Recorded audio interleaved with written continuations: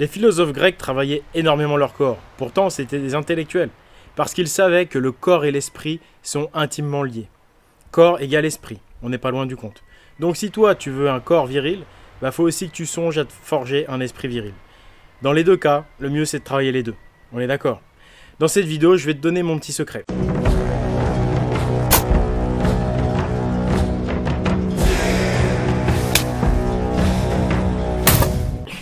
Salut à tous les barbares. Je vous fais cette vidéo donc sur la virilisation de l'esprit par l'identification. Je rappelle donc juste à tous ceux qui me suivent, essentiellement pour la muscu et la force physique, que l'esprit est maintes fois supérieur à votre corps, au physique. Vous aurez beau vous renforcer tout ce que vous voulez, la chose la plus forte c'est l'esprit. Tu sais bien que ton corps, il est voué à mourir, hein. Il est voué à vieillir, le corps, c'est pas éternel. Alors que l'esprit, tu sais bien que même en vieillissant, si tu as une bonne hygiène de vie, tu garderas un esprit toujours aussi clairvoyant.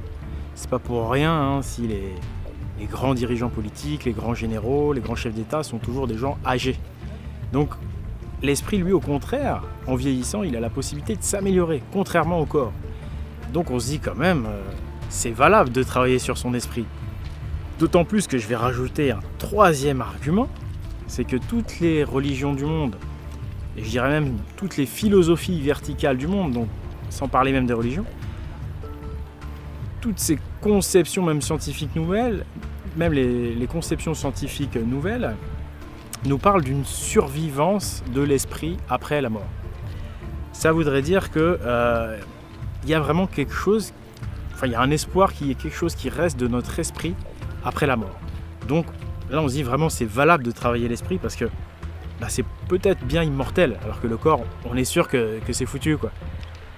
Et en fait, quand on te parle de cette survivance après la mort de l'esprit, on te parle notamment, tu sais, quand quelqu'un meurt avec des appareils électriques, au moment du décès, il y a une impulsion électromagnétique qui est mesurée, avec des appareils donc électromagnétiques qui mesurent des fréquences, etc. Et donc ça c'est prouvé scientifiquement. Après il y a l'aura aussi qui est détectée maintenant par des appareils. Bref, quand tu meurs, il y a un corps énergétique qui s'élève, qui quitte ton corps. Donc il y a vraiment quelque chose c'est pas matériel, mais on peut le matérialiser par des appareils de mesure. Donc cette chose, quand tu la raccordes aux philosophies verticales, tu t'aperçois que la plupart des philosophies nous disent qu'il y a des mémoires qui sont conservées. C'est-à-dire que quand tu meurs, toute ta vie, tu as fait des choses, et il n'y a rien qui est perdu. Il y a une mémoire de ce que tu as fait dans ta vie. Et ces mémoires sont transmises. Alors, à la limite, on va prendre les deux hypothèses. Soit elles sont transmises par les gènes, donc là les matérialistes ne seront pas contre cette hypothèse, c'est-à-dire que les gènes, c'est quelque chose de matériel, transmettent des mémoires, donc des mémoires peut-être des expériences passées par tes ancêtres. Et puis, donc peut-être par ce fameux corps énergétique qui, dans beaucoup de philosophies du monde, on nous dit qu'une partie de ce corps énergétique, à savoir justement les mémoires des existences passées par tes ancêtres, subsiste et quand le corps énergétique reviendrait féconder un fœtus, eh bien ces mémoires seraient présentes en toi, seulement en fait on serait comme des amnésiques. Donc ça c'est dit dans énormément de philosophies du monde. C'est-à-dire qu'on aurait en fait la mémoire de vie passée, des vies passées par nos ancêtres, mais on n'en est pas conscient et en gros on passe toute notre vie sans le savoir, sans connaître ces expériences passées. Et en fait, moi tu sais que je prône la méditation, je prône les exercices de longue marche, toutes les choses pour faire un peu le silence autour de toi, pour en fait pouvoir écouter ce que j'appelle l'être, ce que j'appelle... ils vont dire dans les régions, ils vont parler d'âme. Moi, je préfère parler de l'être, bref, de cette partie vraiment plus subtile que tu peux écouter par le cœur, tu vois, mais pas le cœur qui bat. Le cœur ici, tu vois, pour les chrétiens, ils savent qu'ici, il y avait Jésus qui parlait du chakra du cœur, mais le chakra du cœur, pour moi, c'est un vecteur qui permet d'écouter justement, à mon avis, l'être supérieur, c'est-à-dire le corps énergétique ou l'âme, on va dire, qui te donne vie et qui lui lui aurait accès en fait à ces mémoires de tes existences passées. Donc moi je te dis, hein, j'ai commencé à méditer grâce en fait, qu'est-ce qui m'a donné l'étincelle? En fait, c'est ça qui est très marrant parce qu'en fait, c'est quand je me suis identifié. Alors on sait que quand tu sais, tu t'identifies, en fait, c'est par rapport à l'ego. On dit toujours, il ne faut pas trop s'identifier, il ne faut pas tomber dans l'idéalisation, l'idolâtrie, etc. Je veux dire, tu vois, trop s'identifier, par exemple, à n'importe quoi, hein, c'est vrai que ça peut faire gonfler l'ego de façon immodérée. Mais moi, en fait, c'est quand je me suis identifié, enfin, quand j'ai commencé à m'identifier aux Vikings, c'est là, en fait, que j'ai commencé à faire un travail spirituel. Donc, c'est là où, en fait, il y a un paradoxe entre tout ce qu'on nous raconte. On nous dit l'ego, c'est pas bien, c'est dans le bouddhisme, même dans tous les travails spirituels, on dit attention à l'ego. Mais moi, bizarrement, c'est par l'ego, en fait, que je suis arrivé à un travail spirituel. Et en fait, ce que j'ai compris, comment ça s'est passé? Moi, en fait, je m'identifiais toujours, tu sais, à... Alors, laisse tomber, moi, je m'identifiais plus ou moins à des rappeurs parce que, en fait, tu t'identifies à ce que la culture de ton temps te laisse. Moi, j'avais pas le temps, tu vois, de lire des bouquins. Je faisais mes études d'ingénieur, je travaillais, etc. J'ai toujours été très actif. J'avais pas beaucoup de temps, donc je prenais ce que la culture mainstream me donnait. Et donc, comme moi, j'avais un tempérament, tu sais, volontaire, un peu rentre dedans, enfin, un peu tête brûlée. Et bah du coup, je me suis identifié plus à des rappeurs. C'est là où effectivement on nous dit attention à l'identification, ça t'emmène sur des mauvais chemins. Moi, j'ai jamais rien fait de constructif avec ça. Et le jour en fait où on m'a dit que j'avais, enfin comme je suis normand en fait, d'origine, quand on m'a dit que les Normands c'était des Vikings, j'ai appris ça très tard. J'ai appris ça vraiment tard, à l'âge de 30 ans. Paf, ça m'a fait un électrochoc. Vraiment, ça m'a fait un électrochoc. C'est-à-dire que je sais pas pourquoi, là où des tas de gens, on va leur dire ça, ça leur fait rien. Moi, je le savais pas, hein, parce que bon, justement, la culture ne veut pas, enfin, n'en parle pratiquement pas des Vikings. Et vous allez voir que ça va s'expliquer. On va expliquer tout ça. Et ça m'a fait un électrochoc. Et en fait, je me suis intéressé à ça. Et bizarrement, donc, quand j'ai commencé à m'identifier à mes ancêtres Vikings, naturellement, je suis venu plus vers des exercices qui mènent à la paix, de la méditation, des marches en forêt. J'ai commencé à arrêter le bruit du rap. J'ai commencé à arrêter le wesh, qu'est-ce qu'il y a? Qu'est-ce que tu me cherches? Un souci là? Tu vois ce que je veux dire? J'ai enfin commencé à me libérer de cette merde et j'ai été attiré par des choses plus saines, par la paix, par l'écoute de justement ce que j'ai à l'intérieur de mon cœur. Et vraiment tout ça, ça n'aurait pas été possible si je ne m'étais pas identifié aux Vikings. Alors du coup, identification, bonne ou mauvaise? J'ai envie de dire, ça dépend à quoi tu t'identifies. Si tu t'identifies à quelque chose de factice, de créé de toutes pièces par une mode, par une tendance créée par les médias mainstream, il y a de fortes chances que ça te mène dans une impasse. Par contre, si tu t'identifies à quelque chose qui est susceptible de réveiller les mémoires qui ont été léguées par tes ancêtres, là, on rentre dans quelque chose d'excessivement intéressant. Parce que là, en réveillant, allez, je vais me lâcher, je vais dire ton âme, en réveillant ton âme, là, tu vas pouvoir commencer à mieux écouter, tu vois, ce que ton être a à te dire, ce que tes mémoires des existences passées par tes ancêtres ont à te dire. Et là, donc, tu vas pouvoir rentrer en résonance avec ton être.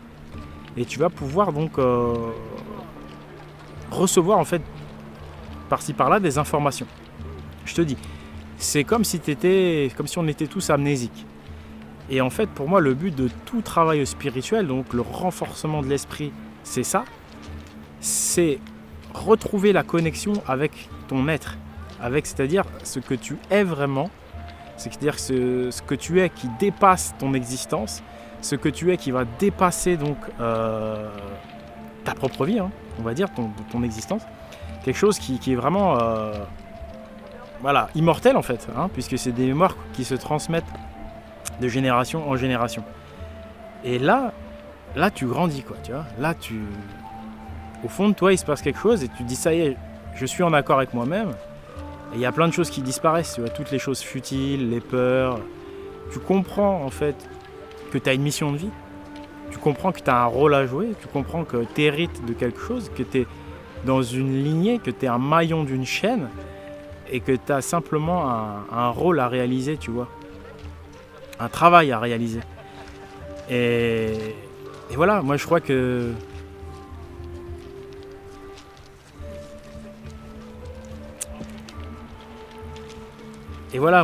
j'ai une mission à réaliser. Parce qu'en fait, faut savoir que l'époque dans laquelle on est, il y a tout le monde qui est endormi, personne qui écoute son cœur et donc qui écoute son être et donc on va dire sa vraie mission.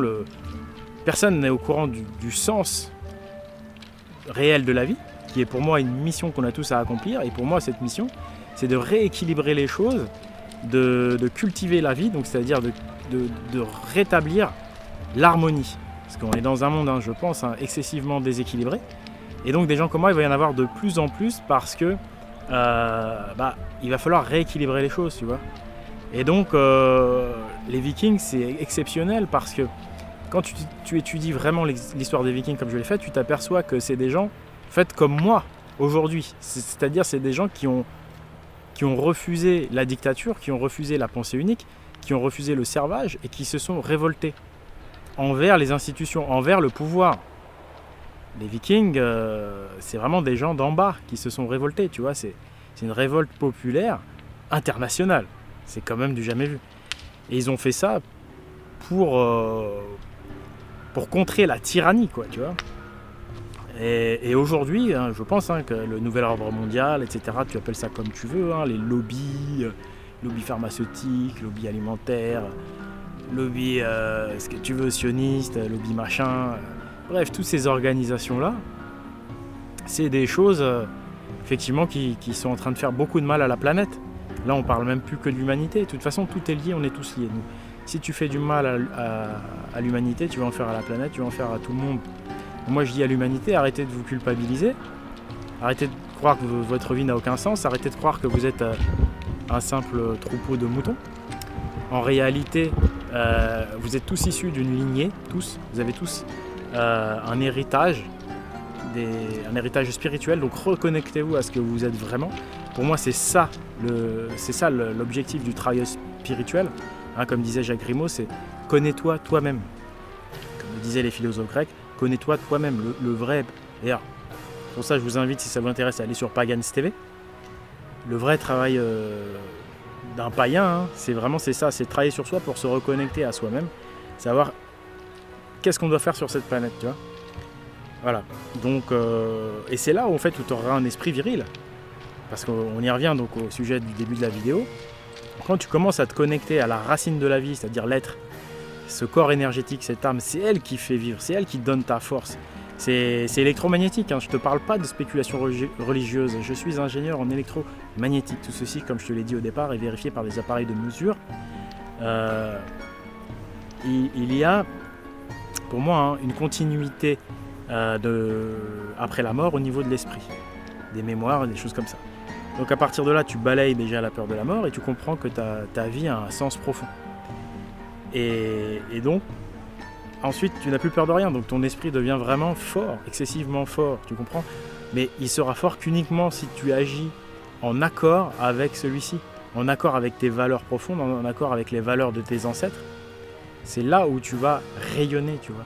C'est là où tu vas, ton corps, si tu mets tes actes, si tu mets d'abord tes pensées, déjà, c'est pour ça que c'est d'abord un travail intérieur, puis tes paroles, puis en fin de compte tes actes, en accord avec ton être profond, là tu seras excessivement fort moralement et physiquement, parce que tout est lié. Les Grecs, qui sont aussi des héritiers d'Hyperborée, donc très proches de l'esprit viking, disaient toujours il faut développer le corps et l'esprit. Tous les intellectuels grecs, les intellectuels grecs étaient des grands sportifs, tu vois. Bon voilà, aujourd'hui on a les François Hollande, on a les dégénérés, Bon, on va dire Macron, il est jeune et beau. Ben oui, mais Macron, c'est juste un pion. Si vous n'êtes pas au courant, c'est comme Obama. C'est juste des pions maintenant. C'est-à-dire que maintenant, les présidents, c'est juste des agents de communication. Donc voilà, à nous, chers amis, de remettre les choses en place. Nous sommes les barbares des temps modernes. Les barbares, c'est les Vikings. C'est toujours des gens comme ça qui se lèvent. Donc toi t'es peut-être pas un viking, t'es peut-être autre chose, tu vois, mais t'as sûrement dans ton ADN des ancêtres barbares, et les barbares ils ont fait les mêmes choses qu'ont fait ensuite les vikings, c'est les mêmes familles, tout ça, de gens. Hein. Pareil pour les Spartiates, hein, je le rappelle. Donc vous avez, je pense, à ce que tout le monde a en lui une part de mémoire de quelqu'un qui a une mission de vie, qui a envie de rééquilibrer les choses. Et donc c'est ça qu'il faut réactiver.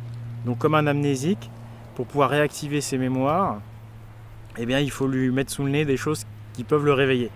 Et donc c'est pour ça, moi je parle des Vikings, mais je vais de plus en plus parler des barbares, des Slaves, des Celtibères, il y en a en Espagne, un peu partout, des Grecs, je parlerai des Latins, les vrais Latins, hein, qui n'ont rien à voir avec les Romains, pour essayer de réactiver vos mémoires passées, pour que vous reconnectiez à votre mission de vie, et que tous ensemble on fasse une grande équipe et que on corrige le tir de notre civilisation qui est en train de détruire l'humanité, l'espèce animale et la nature. Donc voilà, c'est vraiment du renforcement mental. Donc tu fais de la muscu, etc. Tu es tombé sur cette vidéo, c'est ton destin le voulait. Donc maintenant, tu fais comme tu veux, tu peux aller sur Pagans TV, mais c'est ça le paganisme en fait, c'est l'ouverture, c'est le connais-toi toi-même, c'est ça en fait, entre guillemets, la vraie religion. Hein. Donc, mais c'est pas une religion, tu vois ce que je veux dire, hein, on est bien d'accord, c'est trouve ta mission de vie, quoi, c'est tout. Voilà, connais-toi toi-même. Écoutez, n'hésitez pas à partager ce petit message, n'hésitez pas à soutenir la chaîne, hein, parce que quand on est un barbare, on n'est pas soutenu par les institutions. Donc si vous voulez faire partie de l'équipe, partagez, soutenez. Vous pouvez soutenir matériellement sur Tipeee. Voilà, allez faire un tour sur espritviking.com, allez faire un tour sur le site de Pagans pour approfondir ces choses-là. Je vous dis à la prochaine, c'était Oleg, et portez-vous bien par Odin, par Thor, et par Freya aussi.